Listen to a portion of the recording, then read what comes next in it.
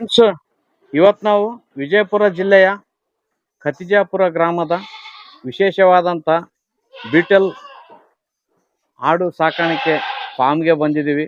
ಇಲ್ಲಿ ವಿಶೇಷವಾಗಿ ಬೀಟಲ್ ಆಡುಗಳನ್ನು ಸಾಕಾಣಿಕೆ ಮಾಡಿದ್ದಾರೆ.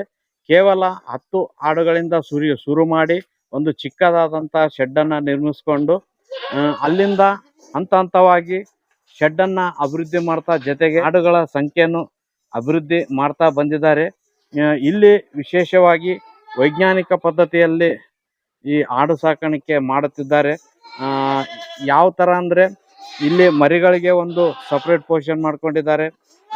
ವಯಸ್ಸಿನ ಆಧಾರದ ಮೇಲೆ ಪೋಷನ್ಗಳನ್ನು ಮಾಡ್ಕೊಂಡಿದ್ದಾರೆ. ಜೊತೆಗೆ ಪ್ರತಿದಿನವೂ ಇಲ್ಲಿ ಹಾಲನ್ನು ಹಿಂಡಿ ಮರಿಗಳಿಗೆ ಕುಡಿಸ್ತಾರೆ.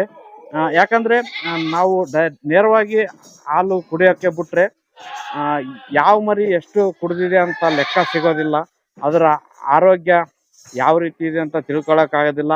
ಹಾಗಾಗಿ ಹಾಲನ್ನು ಕರೆದು ಬಾಟ್ಲಿಯಲ್ಲಿ ಕುಡಿಸೋ ವ್ಯವಸ್ಥಾನ ಮಾಡಿದ್ದಾರೆ. ಈ ರೀತಿ ಮಾಡೋದ್ರಿಂದ ಯಾವ ಮರಿ ಎಷ್ಟು ಹಾಲು ಕುಡಿದಿಲ್ಲ ಅಂದರೆ ಅದಕ್ಕೆ ಏನು ಸಮಸ್ಯೆ ಇದೆ ಅಂತ ಬೇಗ ಕಂಡುಹಿಡ್ಬೋದು.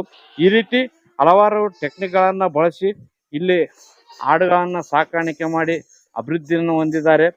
ಇವರೇ ನೋಡಿ, ಸಾಯಿನಾಥ್ ಶೇರ್ಖಾನೆ ಅಂತ ಈ ಶೆಡ್ನ ಮಾಲೀಕರು.